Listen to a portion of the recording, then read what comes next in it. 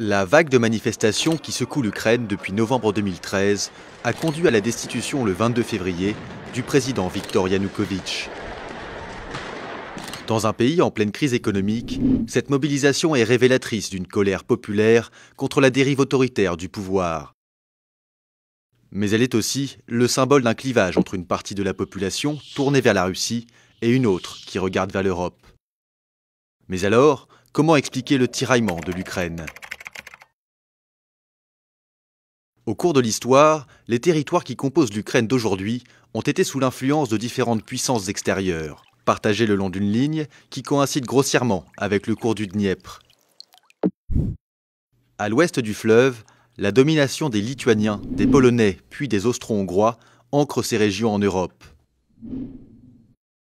À l'est du Dniepr, en revanche, ce sont les Russes qui affirment leur emprise sur ces terres, qui, via la mer Noire, leur offrent un débouché sur les mers chaudes. Plus tard, au cours du XVIIIe siècle, la Russie conquiert finalement la plupart des terres occidentales. En 1917, à la chute de l'Empire russe, l'Ukraine proclame brièvement son indépendance. 5 ans plus tard, elle est incluse dans l'Union soviétique. La collectivisation forcée et la répression stalinienne culminent avec la grande famine des années 30 qui fait plus de 6 millions de victimes, en grande partie dans l'ouest du pays. Quelques années après, pendant la Seconde Guerre mondiale, l'Ukraine devient l'un des théâtres majeurs de la Shoah et connaît des combats d'une extrême violence. Plus de 8 millions de personnes perdront la vie. Ces deux tragédies sont fondatrices d'une mémoire ukrainienne éclatée. L'Ukraine soviétique atteint progressivement sa taille actuelle et en 1991, à la chute de l'URSS, elle retrouve son indépendance, même si durant plusieurs années, le pays reste sous le contrôle d'un régime pro-russe. C'est l'année 2004 qui change la donne. À l'issue de l'élection de Viktor Yanukovych, jugée frauduleuse, la révolution orange, menée par Viktor Yushchenko et Yulia Tymoshenko, porte au pouvoir des forces politiques libérales et pro-occidentales. Lors d'un nouveau scrutin, la fracture électorale entre Est et Ouest est nette.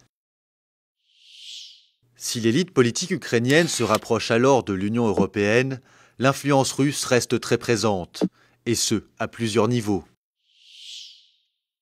Sur le plan culturel d'abord, Moscou considère Kiev comme la toute première capitale de la Russie au Moyen Âge.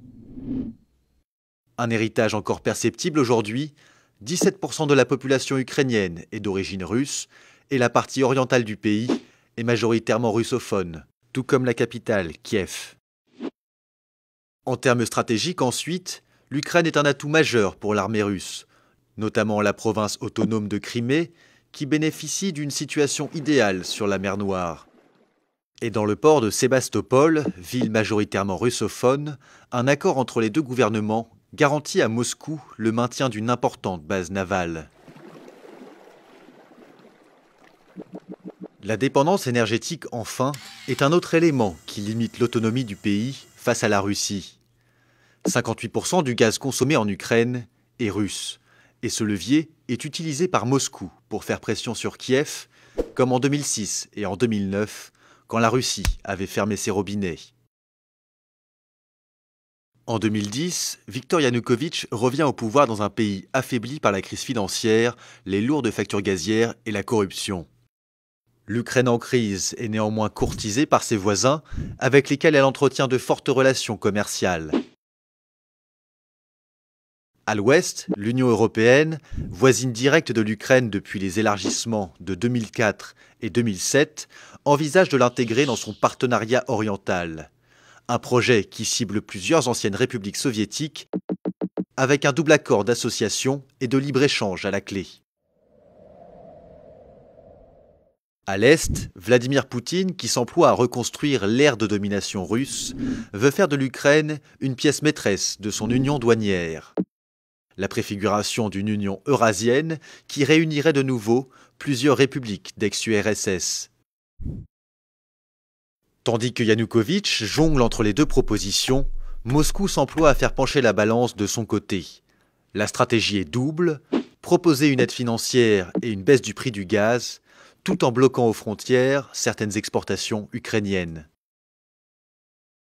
Mais à la fin 2013, Yanukovych annonce brusquement l'arrêt des négociations avec Bruxelles et choisit de se rapprocher de la Russie. La volte-face du régime provoque la colère d'une partie des Ukrainiens qui y voient une trahison et occupent la place de l'indépendance de Kiev. Face à la violente répression policière, le mouvement se radicalise et la contestation s'étend dans d'autres régions, particulièrement à l'ouest. En février 2014, un énième blocage politique provoque un regain de tensions. Les affrontements entre forces de l'ordre et manifestants font plus de 80 morts et des centaines de blessés.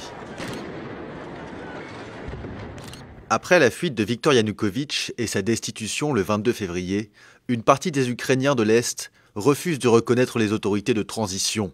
Le spectre d'une partition de l'Ukraine inquiète, éviter la sécession sera le principal défi du nouveau pouvoir.